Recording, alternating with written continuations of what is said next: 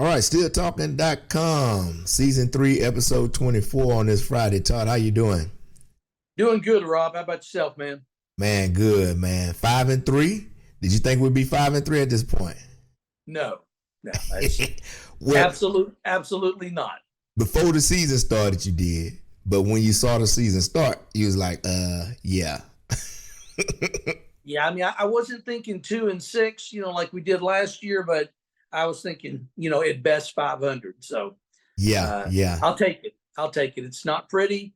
It's not entertaining, but it is a winning record, and I'll just leave it at that. Yeah, it is what it is. Man, Martavis Bryant, man, got picked up by the Cowboys, man. Bruh. Man, what you think about that? Well, first of all, I thought the NFL stood for not for long. Yeah. Guys like him, man, they just keep hanging around. I mean, he's been out of the league, Rob, almost 5 years. Has it been that long? Yes, last time he was in the league was 2000. I mean, can you really think of too many positions, Rob, where you can? I mean, granted, he's been playing some level of football, but right, to be away from the league for 5 years and be able to come back and hopefully, for a Cowboys' sake, seamlessly, get into the mix. Can you think of any other position other than wide receiver, maybe, that you could do that? Well, he ain't came back yet, so we don't know how he's gonna look. I don't think it's gonna be much of a factor because he's a talent. I don't know if he still got the talent he used to. Right, which speed was his talent, Yeah, and he had Ben quarterbacking. Right.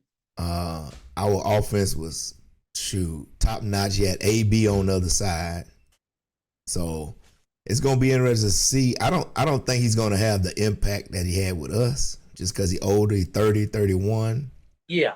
No, I'm with you. I think they're just taking a flyer because basically everybody other than CD Lamb really hadn't shown much this year. So right. I can see why they made that. So all the best of that guy. He's one of those guys over the years, Rob, you just lament the fact what could have been if he could have kept his stuff together. Yeah. Right. And it's a testament. All you young guys out there, a lot of guys mess up their career than make their career. Absolutely. A lot, especially the ones with top-notch talent. I've seen it from high school through college, through the pros now. I see it at every level. Guys have top-notch talent to be Hall of Famers and mess their stuff up. Yep. Yeah. And we could just look at our own team and name a few. Yeah. And he one of them. Yes, he is. All right, on the Chooks. Chooks got in trouble and got kicked out of last game. Do you know what he said? No, to this day, I mean, first of all, I haven't even seen the video where he supposedly is upset. Until today, in that article on Steeler Depot, I didn't even know what the topic was that he was getting so upset about. At least now I know that. But other than that, I really don't know much detail. Well, he was overheard by Coach T. Right. And I'm gonna bring Coach T in here and laugh at him. Yeah. He didn't learn still what much he's supposed to learn. You have. No. He overheard Coach T overheard him say we should just take a knee because we were running the same plays over and over, the running game plays over and over. He said, man, we might as well take a knee. And Coach overheard him. Woo. And for some reason that struck a nerve with him. Well, that's because the reason why it struck a nerve because it's true. That's the first thing. Yeah. And the second thing is it's just another gentle reminder that he could have done something about this. I think before the season started, you really could have taken care of this back in spring training or after last season started, and just go to Mr. Rooney and say, look, Mr. Rooney, I know this is what we normally do, but I really feel like we need to make a change, because there's no way you could have come into this season and honestly thought, I know we had the mirage of what happened in the preseason, but again, we all know it's preseason, very, very vanilla. It's you have to take it for what it is, preseason. Okay, so that got everybody all excited, and I get it. I did too. Don't get me wrong. But my God, we're sitting here thinking, okay, what they did in 5 drives in the preseason is going to be a precursor to what's going to happen in the regular season. And then when it didn't, everybody's like, well, what happened? Well, what happened is what was supposed to happen, as in Matt Canada really didn't change anything up. Okay. From the end of last season to the beginning of this season. So again, the insanity is doing the same thing over and over again and expecting different results. And that's what Matt Canada is a living, walking, breathing example of, is insanity. Well, one thing I don't know, I like to think Coach has the authority to hire and fire his coaches when he sees fit. You would think so. You would think so. We've discussed that over the years. We just don't really said know. If a coach still have money on the books, Mr. Rooney ain't gonna let him fire him. Right. That Even come out of your means, mouth. That came out of your mouth, Todd. Yeah. Right. And you're right, because you're right. We know that's what they're going to do. But Rob, that is the opposite. The opposite of what the standard is. The standard is. Okay. The polar opposite. Because that doesn't mean you're a team that's trying to win a Super Bowl. You're just a team trying to keep your head above water and be relevant. Ooh, that's what this team has done, and you know it. That sounds like blasphemy. 5 years, it is what it is, Rob. You and I know that there's, terms get used over and over again. Yeah. And again, cool. Coach T gets to say what he wants to say, but man, if you're truly committed to do everything possible to win a Super Bowl, you're not going to do what the Steelers have done over long term, not just like the last year. I mean, going further back than that, I know about Khan being new, all that. We've done a few things differently. I'm not disagreeing with that part.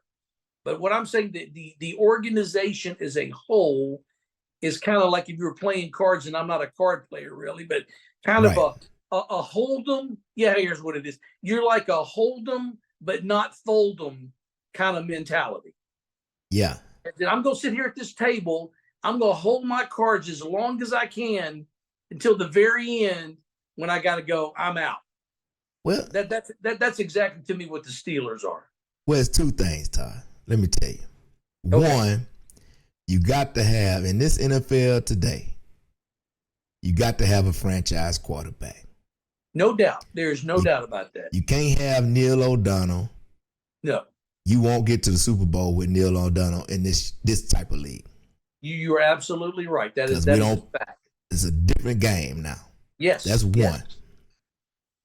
2, the Steelers pride themselves to not having 5, 6, 7 years of 5 and 11. I mean, 5 and 12, 4 and 13, something like that. I got we you. don't have years like that. And they pride themselves on always trying to be in the mix. No matter how much fans want us to tank for Tua and tank for this quarterback or whoever else, the Steelers not going to do that. No, they're not. So we got to find ways to be. We learning. We are evolving as a Steeler organization. Change is hard, Todd. There's no doubt. We can all point to things where and you should do something, but you just can't quite do it. And we are the old guard. We remember all that good stuff. Yes. See what I'm saying? So it's hard for us to change. Yeah, you were right about that. So, Yeah. I think the Steelers organization is hard for some people in the organization to change their mindset. Well, as you have stated, not saying now, but you have Right. said as time goes on, the Steelers maybe need to get a little bit younger in a few positions. Yeah. So, like, eventually, obviously, when Mike Tomlin was hired, he was young. So when Mike Tomlin leaves, whenever that is, they're probably going to look at that same profile, a younger, up and coming coach. But I'll speak for a majority of Steeler Nation, probably hoping the next head coach, whenever that is a little bit more offensive minded than what we've had with the last three coaches, basically. Well, I don't think we have to change that, Todd. What we have to change is our mindset. I've been saying it. If nobody wants your coordinators are pretty sorry. Unless they're lifers. You know what I mean? And we don't have lifers at our coordinator position right now. No, we don't. They sorry. Nobody want them. Contract to contract. Yeah, nobody want them. They're not innovative. They're not coming up with nothing new. Definitely not. So we got to change our mindset. We don't want lifers. We want guys that are innovative, new. If we're gonna keep head coaches till they retire, right? We need to have coordinators that rotate, and we need to have innovative, young, hot coordinators. See what I'm saying? Yes. That's what we need. Yeah, I'll gladly sign up for that. If my 2 cents worth meant anything, which I know it doesn't. Yeah. I would be pushing for that if I was in the building. Yeah. And I would be pushing for that, even if it meant eventually me going out the door. Right. Because, like you said, I mean, loyalty is kind of a frivolous thing at times. When coaches leave one organization and go to another, they're not, based on today's game, there are no more lifers. You don't see a guy do, 20 years at a coordinator position. Yeah. It just doesn't happen anymore. But still, whatever their time frame is there, 5 years, 7 years, maybe 10. You just don't want them to settle. That's, I guess, the term, Rob, is that I would want to use. It just seems like, from being on the outside in certain areas, it just seems like we are settling, and that's going to rub, obviously, some of the fan base the wrong way. Yeah, and if you make a mistake, admit it. Go and get rid of a guy. Come off of it. Yeah. Don't hang on trying to get your money out of him. You see what I'm saying? Yes, absolutely. That's my one sticking point, Rob, is that. That's like buying a lemon and trying to make it a strawberry. Right. The lemon gonna be a lemon. Every week you're gonna have a problem with that car. Right. And instead of getting rid of it, you try to hang on to it. Right. And you get stuck out somewhere in the middle of Timbuktu, and you wonder why that happened. Right. That's where we at. We got to change our mindset. If you're gonna keep the mindset that we're gonna have these coaches for a long time, we need to have young hot shots under them that ready to go get it. Yes. And if you make a mistake on a guy, get rid of him. Let's move on. Right. And the system, Rob, is set up to do that. Yeah. To me, I mean, that's another thing. Only in football. Again, they don't do it in baseball. They don't. I mean, very rarely. They don't do it in baseball. They don't do it in football. And they don't do it in basketball. Again, for the most part. When you sign a guy to a big contract, I mean, that's basically is a guaranteed deal in the other sports. But football is not like that. Yes, there's the dead cap hit, and we're not going to get into the economics of that decision making. But it's still it's not as painful to a team as it is in other sports. Yeah. If you're 1 year into a 4-year deal, you can just cut the guy. Right. And I'm just really quick as an example. My God, look at the LA Chargers real quick. in the offseason, I don't think it was this past offseason, Rob. It may have been. Is it this past offseason or the one before? The Chargers went out and signed that cornerback from the Patriots, J.C. Jackson. Right. Yeah, he got like a 4-year, $82.5 million deal. I mean, crazy amount of $48 million guaranteed, all kinds of stuff. He's already been traded back to the Patriots. Yeah. You know, again, I mean, we're Steeler fans, so I only think about the Steelers. But, you know, why can't we do, not that it's necessarily right, but you just, like you said, you just got to cut bait sometime. Yeah. And move on. Yeah. And I wish we would have done that in the recent past. Yeah. On several levels when it comes to players. Yeah. Yeah. We know we can go get into all that. All right. Kyler Murray. It's a rumor out there that the Steelers are in line, first in line to get Kyler Murray when he come off the books in Arizona. Would you be in favor for that? Well, first of all, until you just said that, I have not read anything anywhere that suggests that. I know you haven't. So but I have. Who's your source, Rob? Sports Illustrated. Okay. Yeah. All right, cool. That's good. All right, well, here's what I'd say, Rob. First of all, it's just a rumor. You know. I know. Yeah, but still, it's just a rumor. So look, Kyler Murray has more talent than Kenny Pickett. Yes. I mean, just right off the top of my head, I think I'm comfortable saying that. Now, he is obviously a totally different quarterback. And I wonder if a team like Pittsburgh, since you brought it up, would be willing or even has the mindset, Rob, to change things to fit the style of a quarterback like Kyler Murray. Because the Steelers have never had a quarterback like that. Yep. So that'd be interesting. That's a very interesting proposition. Yeah. I can't say right now. I'd say, do it, don't do it. I'd probably be somewhere in between till I got some more information. We've heard his personality rubs people the wrong that's the way. thing. Yeah. He is coming off of a major, knee injury. The money would have to work out. The compensation would have to be something that the Steelers are comfortable with. Yeah, just on the outside looking in, I wouldn't do it. I don't like his attitude. He's much more talented than Kenny, I think. But that's not the only thing. Talent can only take you so far. You're not looking at tape. You playing video games. Yeah, you the first one out of the field house, going home. That's not leadership, and we don't need that. No, if anything, it's just the opposite. We need a lot more leadership, especially on that side of the ball. Exactly. Yeah. All right, so let's move on to the game. Injury report.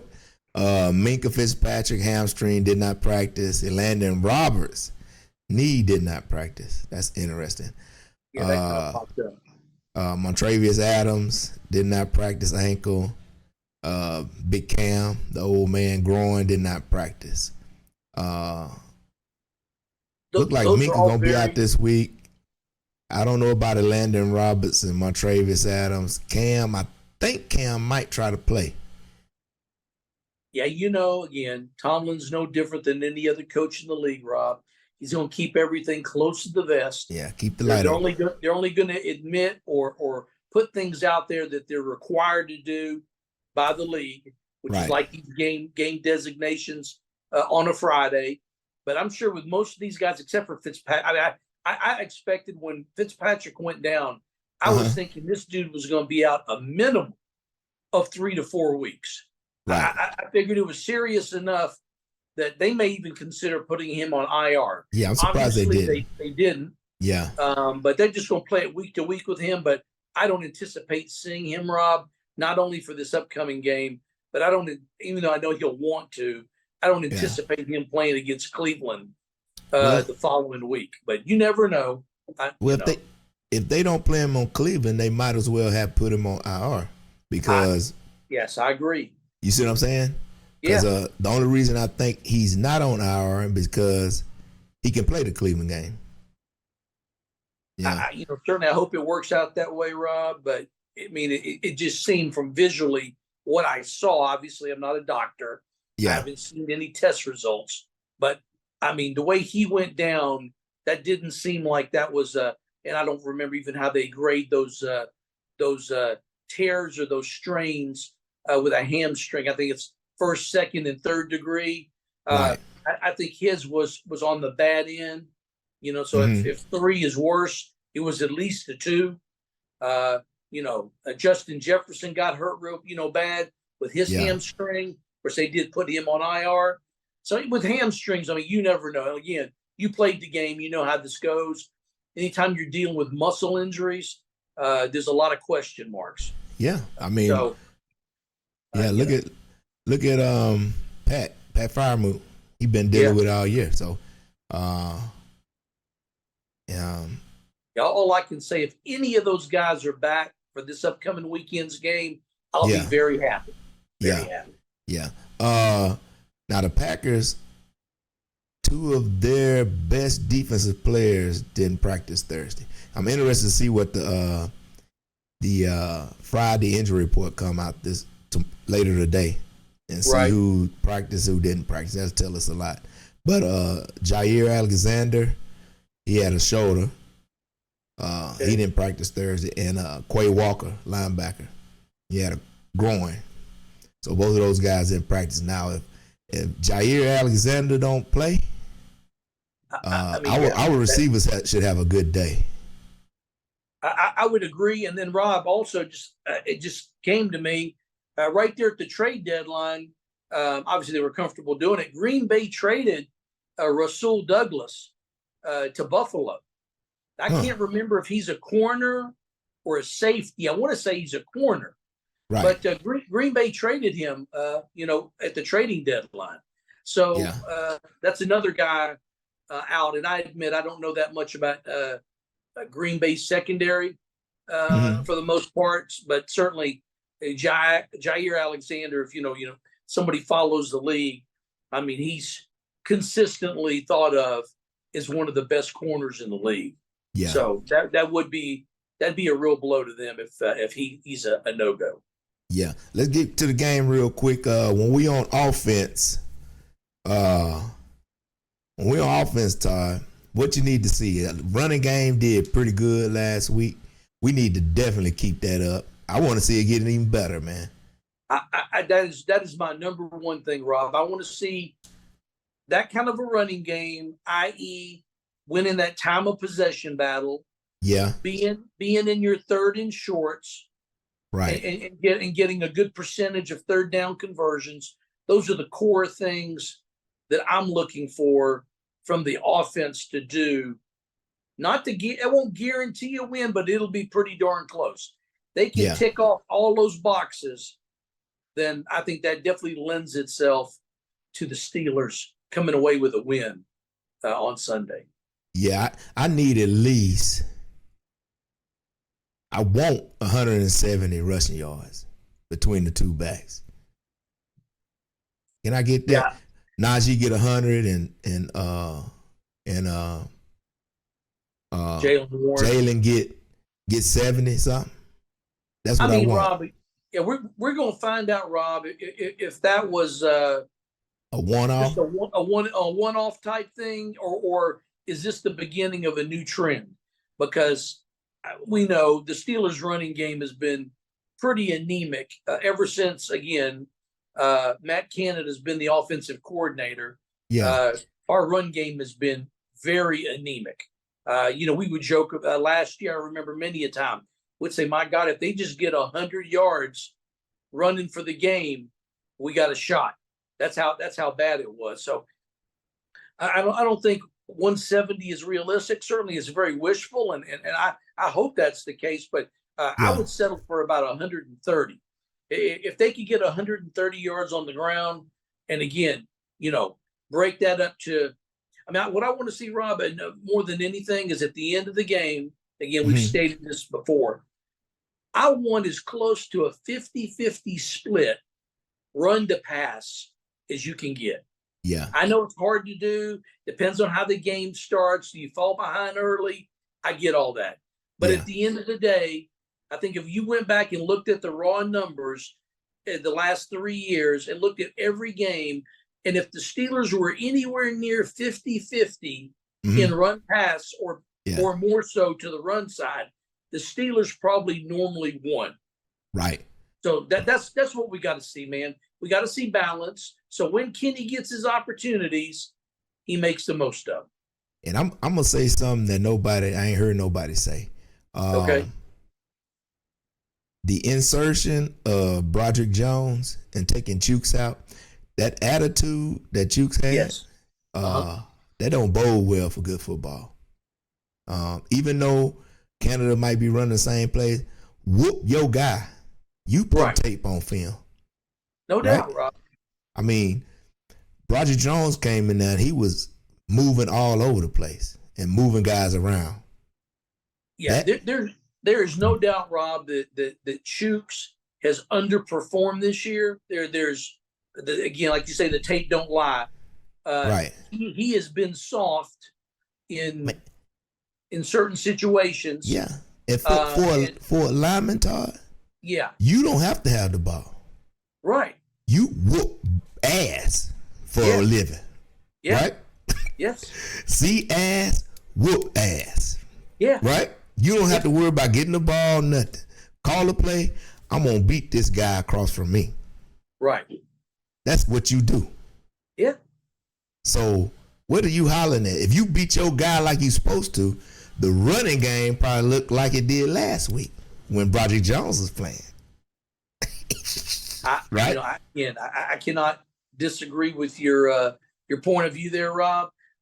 It looks like Tomlin feels the same way, and I would not be surprised, Rob, if we see, barring God forbid an injury, I would expect to see a lot of Broderick Jones between now and the end of the season.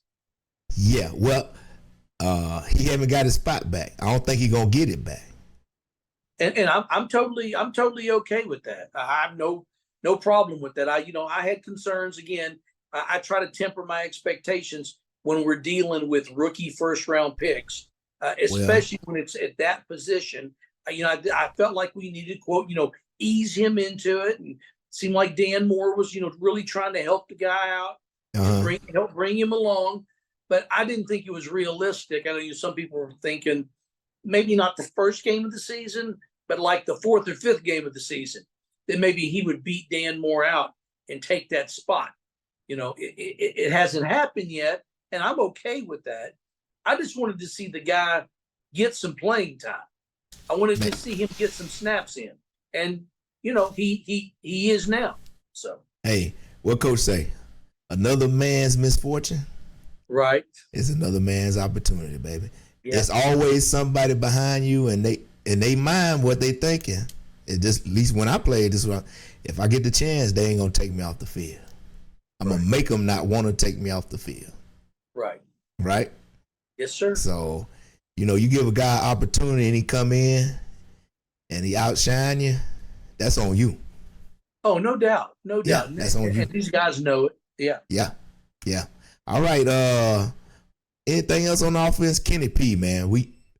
I want to see more progression, Todd. I'm trying to leave the light on for KP.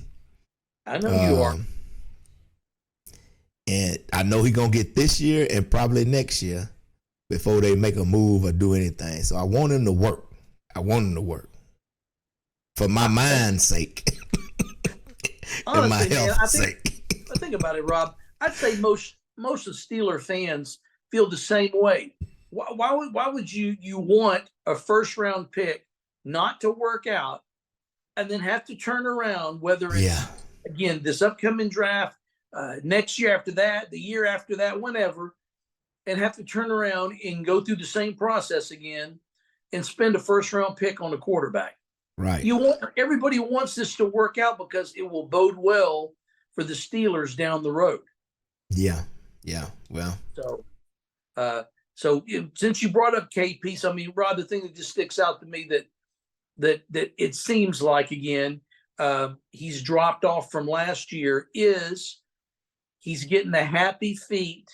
He's not as calm in the pocket as he was the back half of last year, and he's rushing some throws, and his accuracy is definitely not where it needs to be.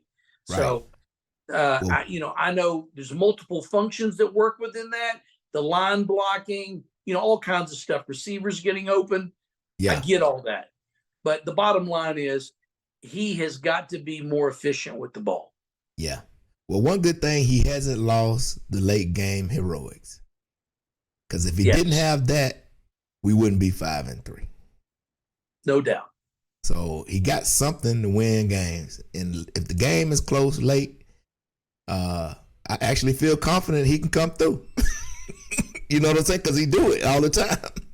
Yes. Yeah. That seems to be, the old, and obviously Ben had that as well, Rob. When it, as we say, comes down to nut cutting time. Yeah. Ben could just, turn it up a notch. Yeah, make it happen. And make it happen. So, yeah. Trust me, I'm very happy about that he's shown the ability to consistently do that. Because you're right, man. If it wasn't for that, I think they would seriously be considering moving on, even as early after this year. But I think that's his saving grace. Because again, Rob, from a contractual point of view, it's not like the Steelers are going to be out any real money. Oh, you're in a rookie contract. Yeah. It's just admitting that they were wrong. That's and moving on. Yeah. Mm-hmm. I hear you. All right, we on KP watch the rest of the season anyway, so no doubt. All right, let's move on to defense, Ty. Let's see where we're gonna start. Defense, man. Keys to victory on defense, we kind of already know. One good thing we got a first-year quarterback, Jordan Love, coming in. Yeah, and he hasn't looked actually that good all year. He looked good the first game. And then tailed off, man. I think this time for Green Bay, they're not gonna hit the jackpot 3 times in a row. I would say that you're right. Rob, can you imagine the pressure on this kid to go to one of the most historic franchises in NFL history and follow that up behind Brett Favre and Aaron Rodgers? Right. You talk about a no-win situation. That's it. Yeah, that's rough, man. Yeah. That is rough. Even if he had come out of the gates looking like C.J. Stroud, that people would still find something to complain about with Jordan Love. But again, I tell you what, Rob, even though he's not the same quarterback, I see in Jordan Love the same dichotomy or the same problem that the 49ers had, and I've already forgotten his name, the kid that they took third overall. Trey Lance. Okay. Yeah. The old small school guy, didn't play a ton of games. Granted, he played more than Lance did in college. Yeah. But a similar scenario. Again, Green Bay didn't give up that kind of coin like Lance. It's not quite the same, but to me, it's kind of on par. And Love is just in a no-win situation, which again, we could care less. Right. We want the kid to play bad, at least for this game. I hope he has success after that, but just not on Sunday. I'm concerned about Green Bay's wide receivers. They are young, but they are athletic. Yeah. And have some ability. And I still got question marks about the secondary, especially with Minka being out probably. Right. Yeah. And the communication back there. Absolutely. One thing that bodes well for the defense, most of Green Bay's line is injured or gimpy a little bit. You know what I mean? Yeah, I know Bakhtiari is a wash for the year. Yeah. He never really could come back. And a lot of those guys are questionable right now. They're going to play, but they're going to be gimped up. So I look for Jordan Love to be running around a lot. Yeah, that would not surprise me. I know TJ and Alex Yeah. Highsmith got anything to say about it, he is definitely going to be scrambling for his life the majority of the game. So I want the DBs to play a little closer. I know coaching them gonna run that zone. Yeah, even if they do, I want the zone to be closer to the receivers than 10 yards back, because they're gonna try to get the ball out quick. Yes. With their line banged up like it is, right? And I think they've got receivers that can do that. Right, that's what I'm saying. Yeah. They got young, fast receivers. Yes. So I think we should play a little bit closer. Right. Maybe a cover 2 shell. And let's see how it go. Let TJ and them get after them. I mean, yeah, that's the tempest, Rob, for our defense is our outside backers. So if TJ and Alex Highsmith can get off to a quick start, on Sunday, have some success early, that's really what's going to drive the engine for this team. Yeah. From a energy standpoint, positivity standpoint, those guys are going to be the ones that's going to get things going and hopefully get the Steelers out of this, slow first quarter start that we seem to be locked into. We got to have some success early on. Again, whether it's the defense creating a turnover or the offense, like they did against the Titans, getting down there and getting some points on that first drive. It's so critical with this team not to fall behind early. Right. But one of my primetime watches I'm gonna be watching is, I want to see if they put JPJ on Christian Watson. Right. Lock him up all over the field. Because here lately, I'm kind of liking what I see with JPJ, because who they locked him up with? Nuke. Yes. They locked Nuke up with JPJ, and he only had one catch with him covering. Yes. Man, I like that. We ain't had a corner like that in a while. No, they say it's been a minute. Yeah. Yeah, Rod Woodson, wow. That's yeah. Or Ike Taylor, wow. Not you know Ike what I mean? Taylor, wow. But yeah, Rod Woodson, wow. Yeah, that wow, man. That's a long time. That's a long time ago. We got some audience members out there, Rob, that can honestly say they actually never saw Rod Woodson play live. Right. Just believe me, one of the best cornerbacks you ever seen. Put it that way. No doubt about it. If it wasn't for him, we've talked about it for years, Rob. If he hadn't been caught in that to an extent, not that he was there the whole time he was there, but with Dion coming on, after that, and that focus, was on him as being, the ultimate shutdown guy. I mean, hey, the guy was incredible. I'm not here to say that he wasn't, but it really does seem like, for whatever reason, some of the luster of what Rod Woodson did kind of got taken away once guys like Dion, came into the mix. But he was around the same time, kind of around with Dion.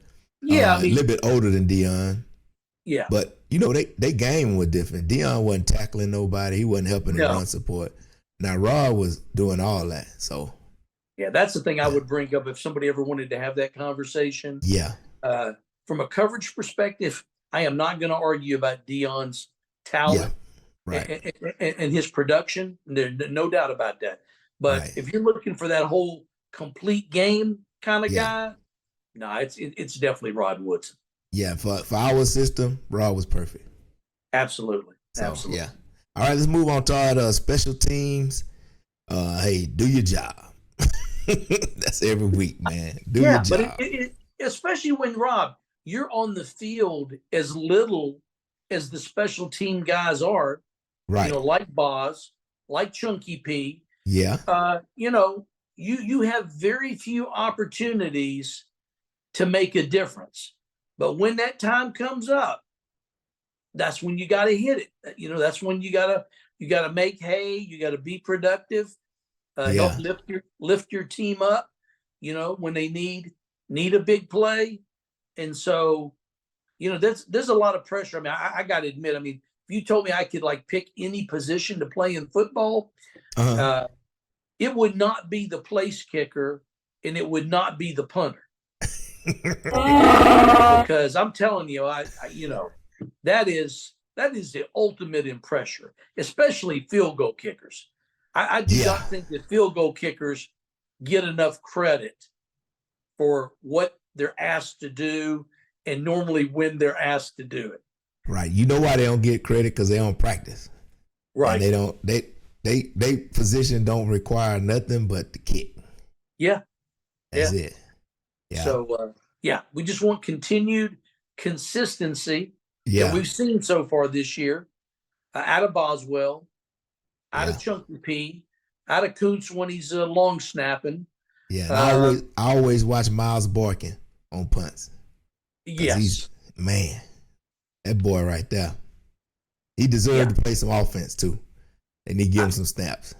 I'm with you on that, Rob, for sure. He's my favorite special teams guy. Yeah. For sure. All right. Let's talk about our divisional opponents right quick. Browns going to the Ravens at 12 o'clock, same time. That's a good matchup, man. I know. That's one of those, Rob, you want the multiple TVs so you can possibly, go back and forth. But, we're going to be fixated. Yeah, on our game. I'm fortunate that our game is going to be on up here. So I get to watch it on the big screen. Yeah. So happy about that. But, yeah, man, that's an incredible matchup. I mean, two powerhouse defenses, man. Man, both of these games I want to see. The Browns at the Ravens and the Texans at the Bengals. Because the Texans are a sneaky coming team. Yes. You know what I mean? That quarterback they got, C.J. Stroud, man. I know people used to talk about Ohio State quarterbacks. Right. I think they hit on that one. Based on what we've seen, granted, yes, a limited sample, but yeah, he's shown out. Excuse me. I knew the guy had all the athletic ability, Rob. Yeah. He had the arm. He's played in big games, all that. There were no question marks. It's just a matter of, could he translate that from the college game to the pro game? Yeah. The nuances of the mental aspect of the game. And he has clearly shown to date that he is that guy. So give me the winner, Browns Ravens. And I tell you what, I haven't given that a ton of thought, but just off the cuff, I got to go with the Ravens because they're playing at home, and their offense has been playing pretty spectacular here lately. And I just can't imagine Deshaun Watson outplaying Lamar Jackson. It's possible, but I just don't see it. So yeah, I would say Baltimore by a touchdown. I'm gonna go for a shocker. Okay. On this, I think the Browns got a chance. Oh, they got a chance with their defense. If they can keep Lamar guessing, make him throw a couple of picks, I think they can get him. Give me the Browns in that one. Texans at the Bengals. Bengals, man. Again, I expect it to be a close game, Rob. Yeah. But again, I'm going to take Joe Burrow over C.J. Stroud. Yeah. C.J. Stroud is not playing defense. Right.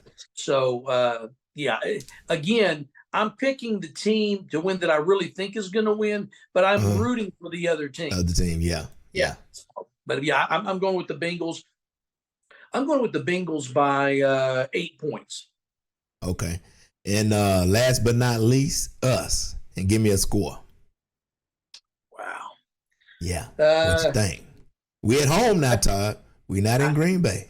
We're not in Green Bay, Rob. Right. I'm going to go Steelers 24, Green Bay 17. Oh, okay, good even number. Yeah. 7-point win, huh? Yeah. Again, and we scored 24 points on offense. I don't know if I'm gonna go that far, Rob. Yeah. So I don't care honestly how the 24 points happens. If the defense scores a touchdown, so be it. Right. But yeah, we're not at a point to be picky now, Rob. If you just told me the Steelers would score 24 points every week, I would be ecstatic. Yeah, just win, baby. Yeah, because we're averaging 16.6 points a game. Yeah. Which Third is worst ridiculous. In the league, Rob. Third worst in the league. It's ridiculous. Pathetic. Very ridiculous. Well, one thing, I talked to a Steelers fan earlier today. Okay. One thing, it's hard to get worse. So we should start getting better. Unless you're the Carolina Panthers. There's opportunity to get worse. Yeah. And under Frank Reich, that's what Carolina's done. So what is your call? Give me your score for the game. I got us. I'm picking the offense to start getting out of this funk. Just like last year, it took us 8-9 games to start getting in a groove. Right. I saw us getting in a little groove last week. Okay. And now if we can get the right attitude with that running, Broderick Jones is. I like his attitude, man, because that fired all the other linemen up. You see what I'm saying? You would hope so, Rob. That touchdown Najee scored. Siamalu came around on a block on the linebacker, lifted the guy up off the ground. I like that kind of stuff, Todd. I bet you do, and that's what when we went out, the team went out and signed those guys. Those were our expectations. Right. As fans. So I'm thinking, I'm thinking Canada getting in this groove too. Okay. You know what I mean? Get this out your head about everybody wants your job. If you do what you're supposed to do, you won't have nothing to worry about. That is true. So with that being said, I think we're going to win by 10, 27-17. Uh-huh. Yeah. We get to take the victory kneel down after Najee just run them to death in the fourth quarter. Wow. Yeah. One last thing, Rob, before we let the people go. Do you realize that the Steelers have not lost to the Packers at home the last 5 times they played them? Yeah, it's been a long time. The last time the Steelers lost to the Packers at home, Rob, was 1970. Golly. Ooh. So let's not start nothing.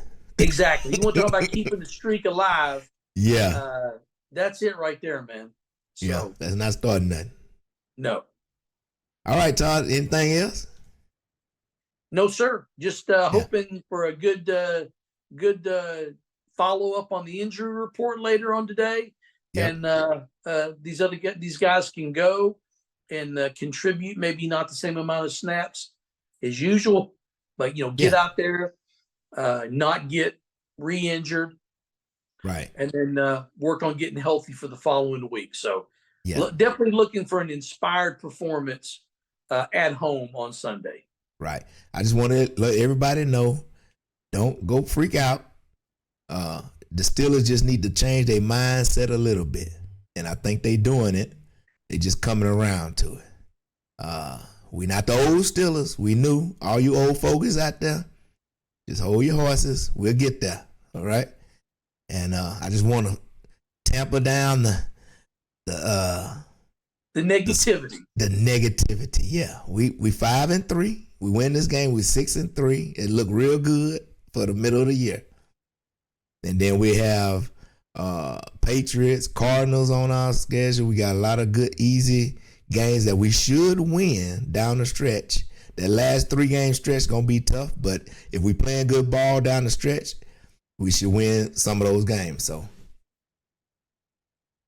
we shall see, Rob. Time will tell. Stay positive. All right. All right. If you like the show, hit like, subscribe, comment. We love all kind of feedback. Absolutely. Constructive criticism. We try to make it better. If we need to shorten the show, tell us that. If we need to lengthen it, tell us that. If we need to be on a different type of platform, let us know that too. So any kind of ideas are welcome. Absolutely. All right, without further ado, here we go, Steelers. Here we go. Hey, hey.